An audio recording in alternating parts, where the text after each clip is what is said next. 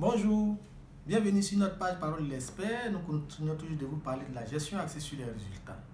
Et déjà, nous vous avions déjà parlé de deux premiers champs de l'approche. Il s'agissait de la planification et la coordination. Nous abordons aujourd'hui le dernier champ qui concerne le suivi-évaluation. Et aujourd'hui précisément, nous allons vous parler de l'historique de l'évaluation, l'historique du suivi. Et bien entendu, pour nous, pour mieux connaître une approche, pour mieux connaître quelque chose, il faut connaître son historique, son évolution. Depuis longtemps, on a toujours entendu dire que l'évaluation ou encore le suivi-évaluation sont des pratiques très récentes. Et ce cas contredit bien entendu nos recherches. Voilà. Et donc aujourd'hui, vous allez voir un peu la chronologie du suivi-évaluation. D'abord, sachez que le suivi-évaluation, disons pratiquement l'évaluation est une chose ou encore est une activité qui est dans les habitudes des populations depuis la nuit des temps. L'évaluation a toujours existé. Et les hommes ont toujours été à la quête de la perfection. Et donc, depuis même avant le Seigneur Jésus-Christ, l'évaluation existait déjà. L'évaluation existait déjà, mais n'avait pas encore revêtu une forme de pratique scientifique, une forme de pratique professionnelle.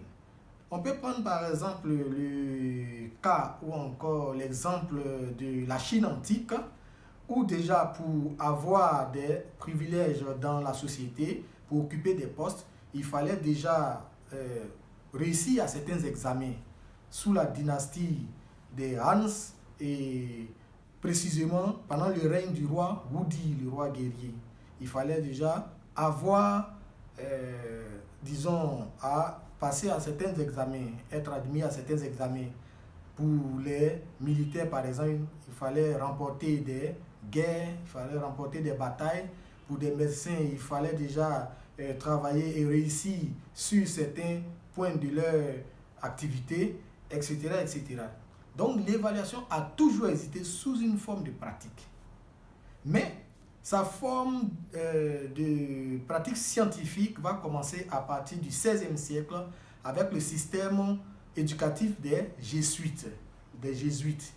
À partir de ce siècle-là et dans ce système éducatif-là, les jésuites ont mis en place un mode d'enseignement qui permettait vraiment de connaître la valeur des élèves, mais aussi de les suivre dans leurs travaux, mais en même temps en dehors de l'école. Voilà. Et donc à ce niveau, ils ont mis en place du moins un indicateur qu'ils ont appelé le ratio studiorum. Et ce ratio studiorum était le guide de l'enseignant. Dans ce ratio studiorum, il y avait deux, principes. Le principe d'encadrement, et le principe d'émulation.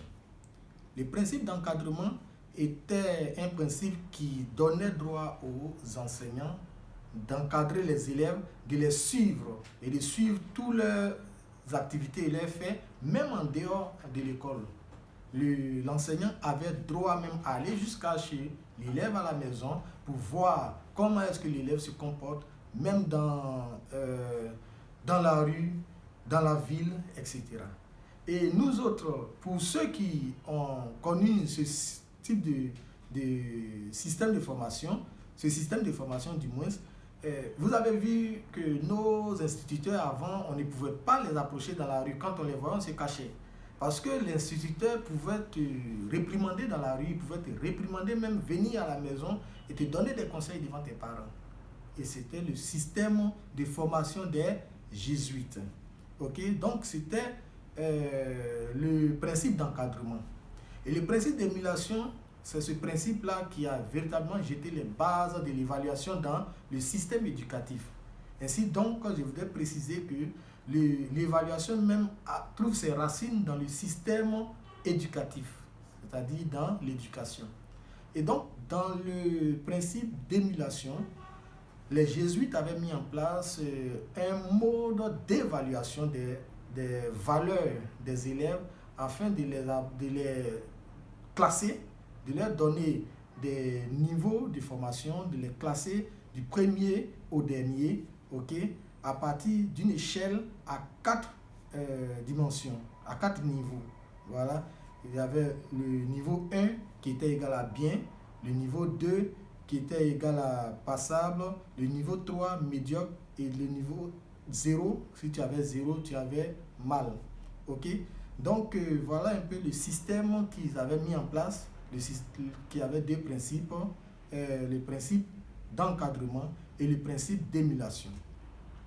Et après, le système de formation des jésuites, l'évaluation a connu un développement à partir de 1900. Bien entendu, à partir de 1920 et datant des travaux de Henri Piron. Henri Piron, qui est l'un des pionniers des théoriciens dans l'évaluation, qui a mis en place sa théorie de la docimologie, qui est la science de l'examen. Et après Henri Piron, on a connu Benjamin Bloom, qui lui aussi a mis en place, à partir des travaux de Henri Piron, a mis en place ce qu'il a appelé la taxonomie, qui est la science pédagogique. Et ainsi de suite, on a connu plusieurs autres penseurs, plusieurs autres théoriciens. Et vous aurez une vidéo qui sera consacrée uniquement sur les théories en évaluation. Et donc, après cette période de développement contemporain de l'évaluation, on a connu la période d'introduction de l'évaluation dans les projets de développement. Et cette période date des années 70. Remarquez qu'en 1949, dans le discours du président américain, d'alors, je ne sais pas si c'est, je n'ai plus bonne mémoire, Henry Truman, ou je ne sais pas,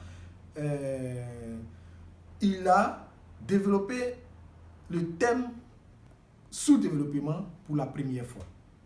Le thème sous-développement. Et donc, pour lui, il fallait apporter de l'aide aux pays sous-développés pour qu'ils puissent améliorer leurs conditions et tendre vers les pays développés. Et à partir de là, l'aide publique au développement s'est multipliée, s'est amplifiée. Les financements des partenaires au développement, des bailleurs de fonds se sont amplifiés jusqu'à 1960-70, où les partenaires ont exprimé la volonté de mesurer l'efficacité de ces aides-là et de ces financements-là en termes d'impact, mais aussi l'impact de ces aides du moins sur l'épargne, mais aussi sur la croissance et le bien-être des populations. Et cela a permis de lancer les premières évaluations, les premières études évaluatives dans les projets de développement. Vous avez un lien qui vous donne la source. Et après ce lien-là, comment l'évaluation est venue précisément en Côte d'Ivoire? Sachez que l'évaluation des projets est arrivée en Côte d'Ivoire en 1990 à la faveur de la première ou du premier séminaire de haut niveau organisé à Abidjan pour l'Afrique. Ce séminaire a été réalisé à la suite d'un séminaire qui avait été réalisé en 1987 et qui a donné comme recommandation de venir dans les pays en voie de développement, dans les pays bénéficiaires de l'aide pour vérifier ou encore pour s'entendre entre les bailleurs et ces pays-là sur les points et les paramètres de l'évaluation. Et ce séminaire-là a révélé qu'il fallait renforcer les capacités des, disons, pays bénéficiaires de l'aide. Et après ce séminaire de 90, il y a eu plusieurs séries de renforcement des capacités. Et à la suite de ces séries de renforcement des capacités, il y a eu encore un autre séminaire en 1998, qui est venu faire un peu l'état des lieux ou le bilan des recommandations du séminaire de 1990. Et donc voilà comment l'évaluation des projets a connu son déroulement depuis l'Antiquité jusqu'à arriver chez nous. Comme je l'ai dit depuis le début, on ne peut parler de quelque chose si on ne connaît pas bien d'où il vient, comment il a été créé, comment il a évolué, comment elle a évolué autant que moi pour arriver à nous. Voilà ce que nous avions à vous dire sur l'historique de l'évaluation. C'était très important pour vous de connaître cette historique-là afin, bien entendu, de savoir d'où vient l'évaluation et où va l'évaluation. Merci et à bientôt.